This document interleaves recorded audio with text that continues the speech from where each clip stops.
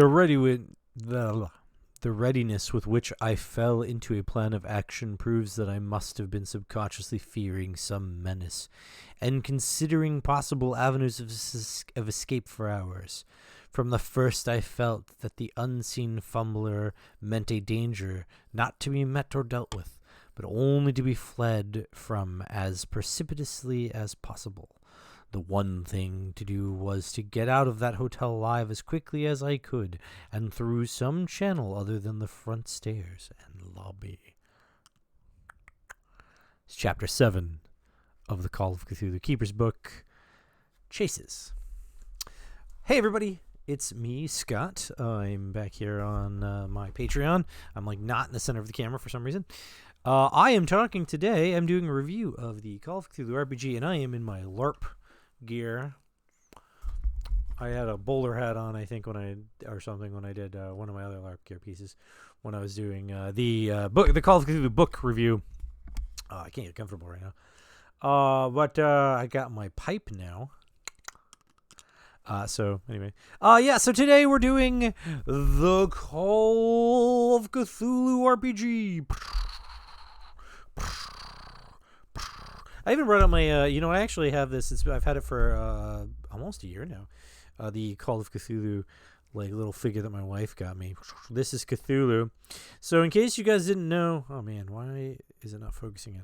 I don't know why it doesn't focus in sometimes. Maybe. No, I think it's just too. There we go. Oh, yeah, Cthulhu Vertagen. Cthulhu Vertagen. Yeah, this is Cthulhu. So in case you guys don't know, Cthulhu is a god or old being. It's just like an old creature from distant vistas of space and time, who lives upon Earth and has been sleeping for eons upon eons as humanity has developed. It's just a thing. So back in the day, there was a bunch of old gods, and they kind of had a big space war or some jazz. None of that's tremendously important, and most of that is not really H.P. Lovecraftian. So let's not really get into it too much. But there's a whole if you wanted to dig, there's August Derleth and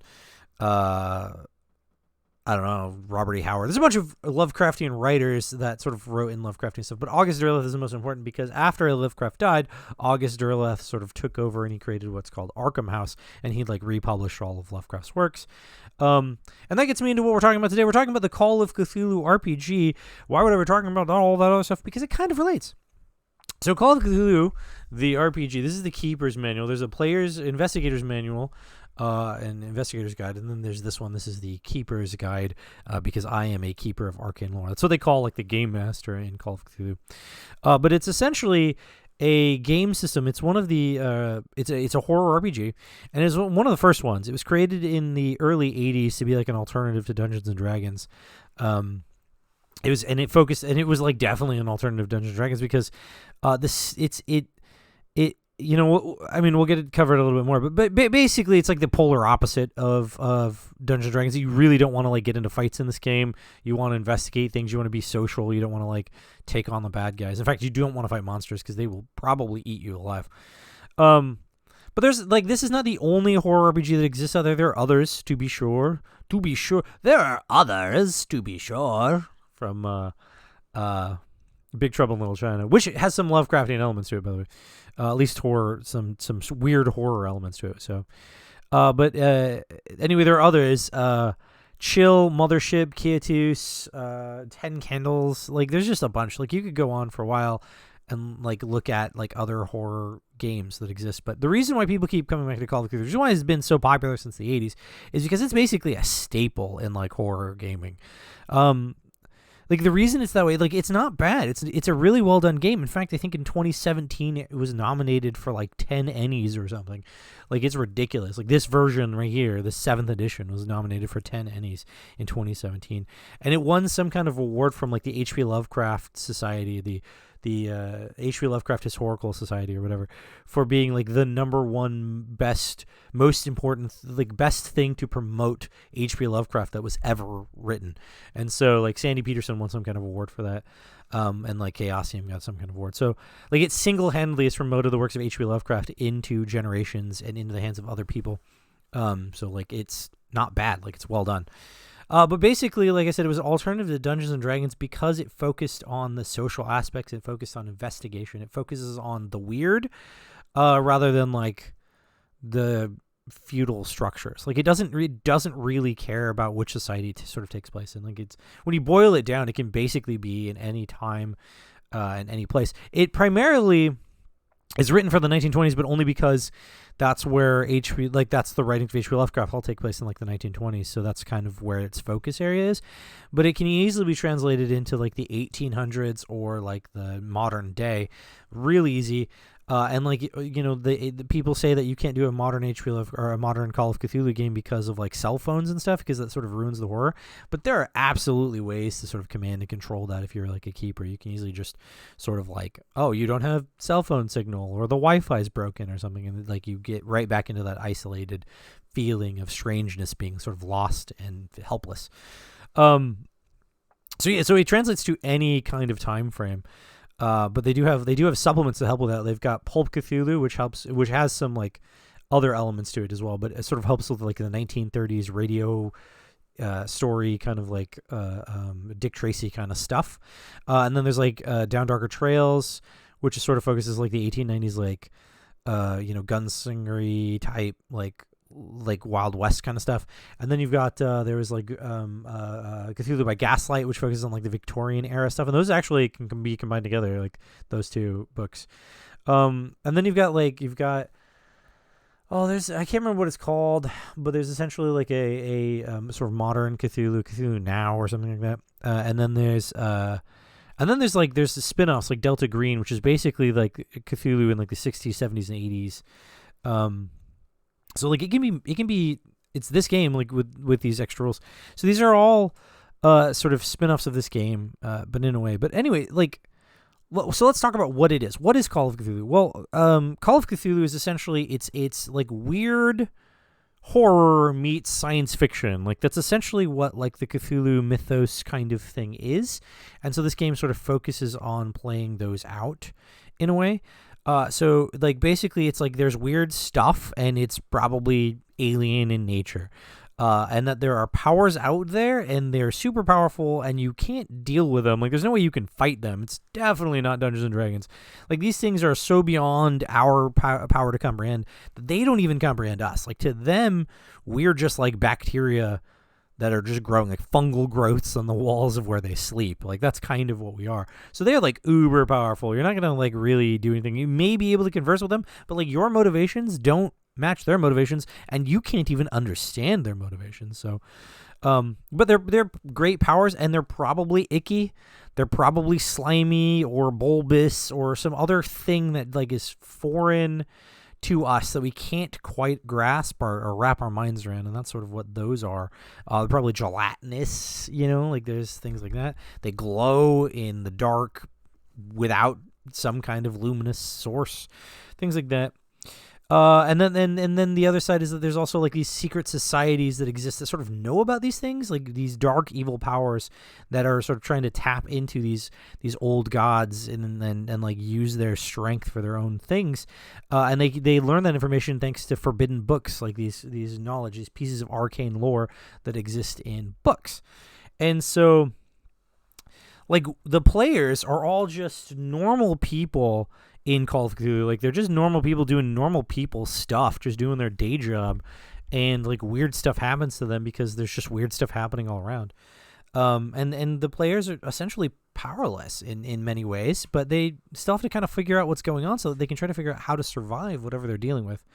And that's what it is. That's what this whole game is all about.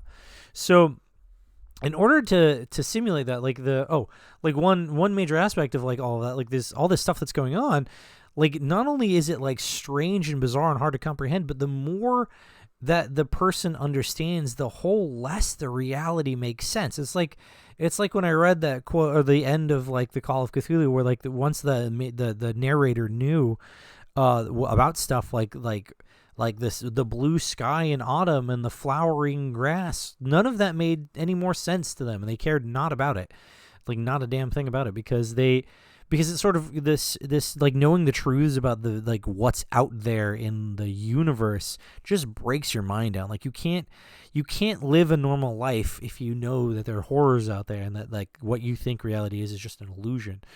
We talked about that. That was in John Stakely's like vampires. That was the thing in that, and like that was basically that whole thing. And like Hunter from World of Darkness. Like these are the things like once you know that the darkness contains monsters and that like there are more monsters and horrors out there than there are regular people like yourself, then like it sort of breaks down the whole ability for you to believe what you can do. It's like the quote from Men in Black, right, where it's like there's always like an Acrylian death cruiser or something out there, but the only reason why these people can go on with their meaningless little lives is because they do not know about it, right? And that's sort of the concept with like Call of Cthulhu. So it's much like this like sort of thing where you can't know stuff, like, and you just don't know it, and the more you know, the crazier it seems. Like it's like if you were to take that Arthur C. Clarke quote of like any sufficiently advanced technology is indistinguishable from magic or something like that quote, where it's like you just can't understand how it works, and so like you just have to like just deal with the fact that you don't understand what's going on. So players are like these regular people, and they're just like trying to live their regular life. So you're going to create a regular character, and you're going to be like a bookkeeper, or like a car driver, or a delivery person, or a night security guard, or a librarian, or a curator, or like just a homeless person, or like a debutante, or like a you get where I'm going. It's like you're just like a shop owner. Like you're just a regular ass person who kind of gets thrown into some not so regular stuff. Like, and that regular stuff is like kind of strange. Like it might be something like really weird.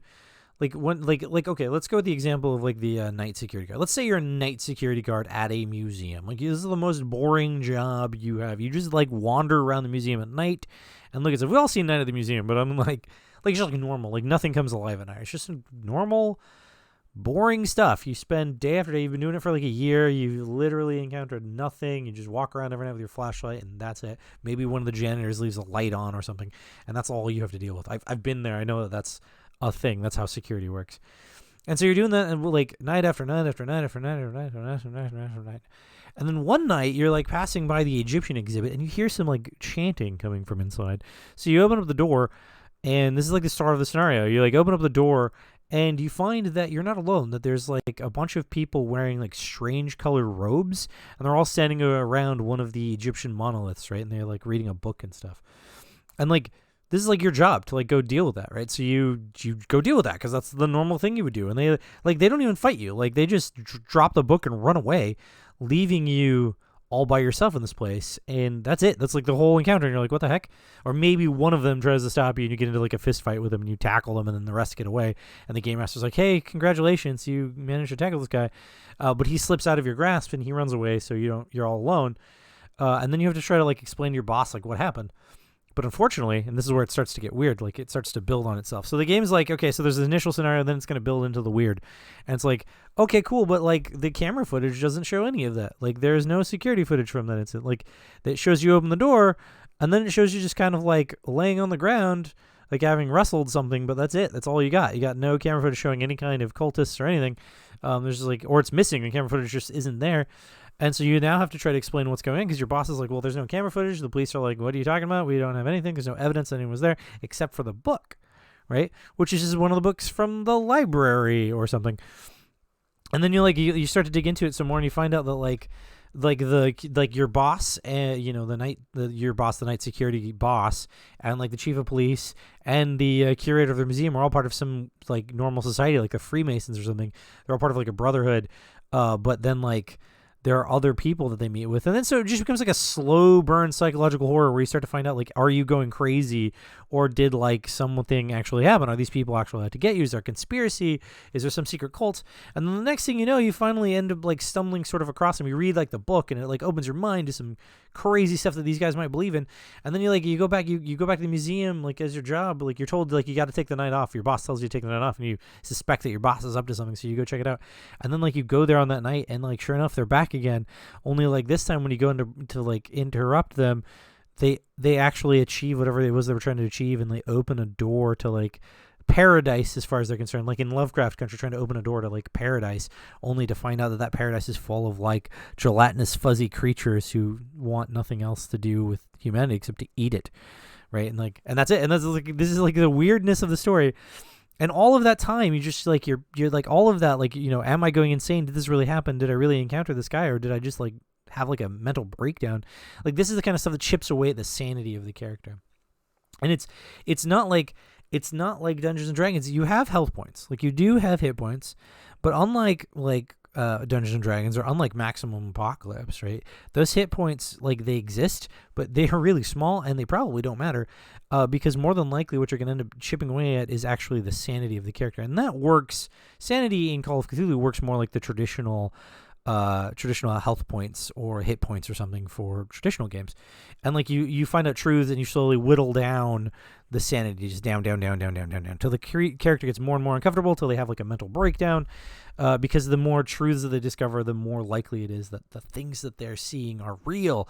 And like that means that like there really is a door to like gelatinous monster paradise, right? Like, so this is what you do. But this is how the game plays. So it sort of focuses on like that like role playing aspect. In fact, the major point of it is the role playing of horror. It becomes like a really great RP kind of thing, like role playing kind of thing, which is why it's a wonderful, wonderful game for people who like to like do like Scooby-Doo type stuff, or like people who like to deal with like horror things that aren't like you're not like cool with. Like you're not going to be a vampire in Call of Cthulhu. In fact, what's going to happen is if you encounter anyone that is a vampire, more than likely they're actually like 1,000 years old, and really just want to tell you that like even then they're not even the most powerful thing out there. There's actually dark old ones that are much older. So it's definitely like a really cool like RP kind of game. But that's sort of its one. There's two major flaws to Call of Cthulhu. The two cons, as I like to call them. The downsides of Call of Cthulhu are thus. Firstly, it is very high RP heavy. So if you have a group of like power gamers or people who can't really roleplay, it sucks for them, and they don't like it, and they're not going to have fun with it, and they're not going to let you have fun with it, because they're going to be kind of whining or complaining, or they're going to try to like attack the cultists like every time they see someone who might be a cultist, or just try to attack them or punch them or shoot them or stuff like that. And it's not going to be fun for anybody, because they're going to skip past like all the role playing, or going slightly like the slow burn psychological going insane kind of stuff. They're going to sidestep that because they're power gamers. But on the other side of that, the flip side is that when you have somebody who's like really into role playing, sometimes they'll get caught up in like some little aspect, and like you'll spend a whole 2-hour session like debating whether or not to open a door or read a book or something like that. And it'll become like this long drawn out like our role playing session, and not really get anywhere through like the story or what the keeper wanted to sort of accomplish for that game session. So that's like that's one. And then the second one is that a lot of pre-made adventures that come with Call of Cthulhu. The Call of Cthulhu is kind of like, it tends to be a little bit one-shotty because of like the crazy sanity loss kind of stuff, but it can be made into a campaign. I've run the Horror on the Orient Express campaign. Like, I know it can be done. But it's like, it's kind of one-shotty in a way. So it lends really well to conventions, but a lot of those pre-made convention adventures do this one thing that I think is really bad for them all to do.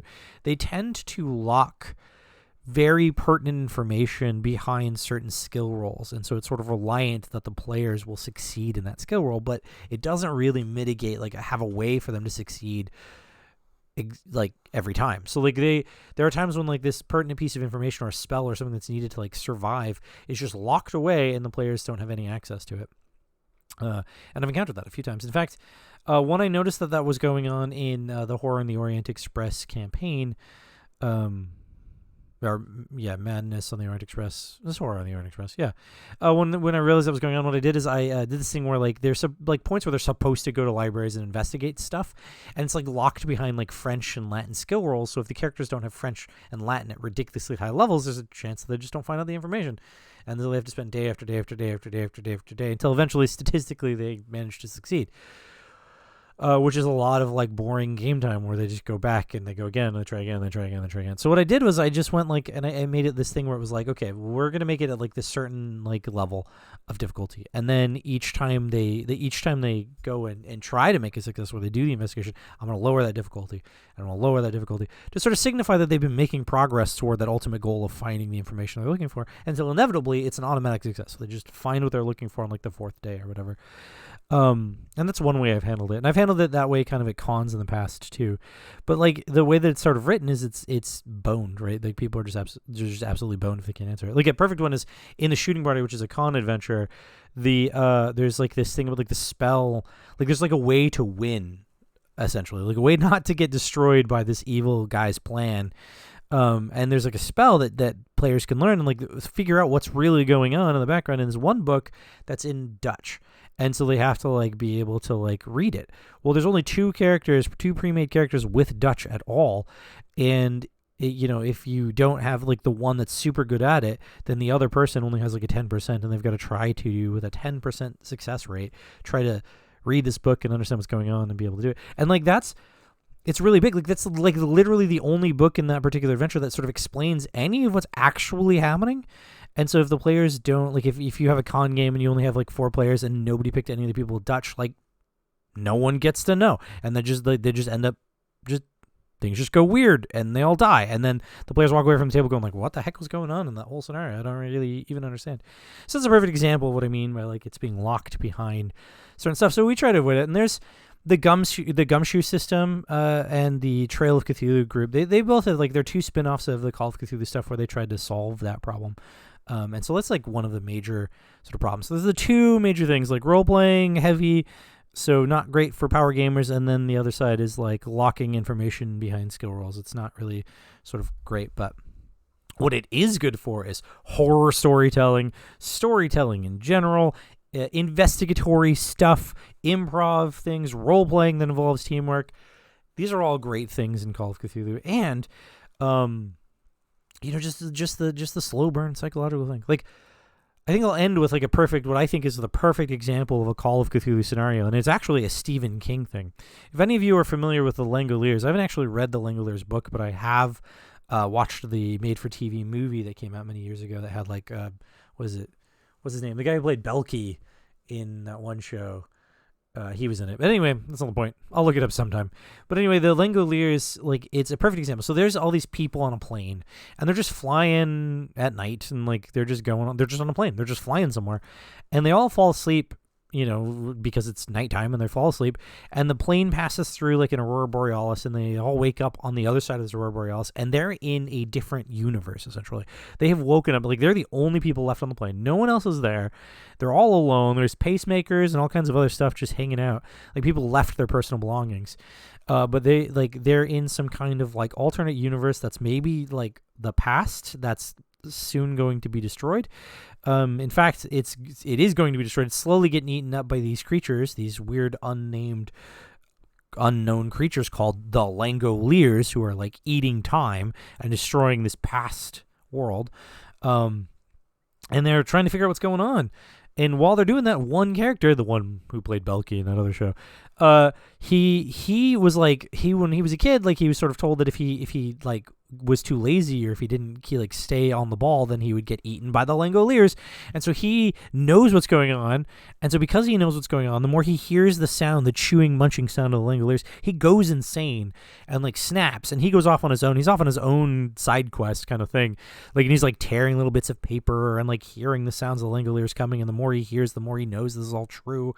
And like, he knows what's going to happen. So in the end, the group finally managed to like kind of get away, because this guy sort of warns them and is insane ranting, and like he sort of rescues them from the Langoliers, and they end up escaping to all fly back through the aurora borealis. That's like the Langoliers story. I just ruined the Langoliers for you, I know.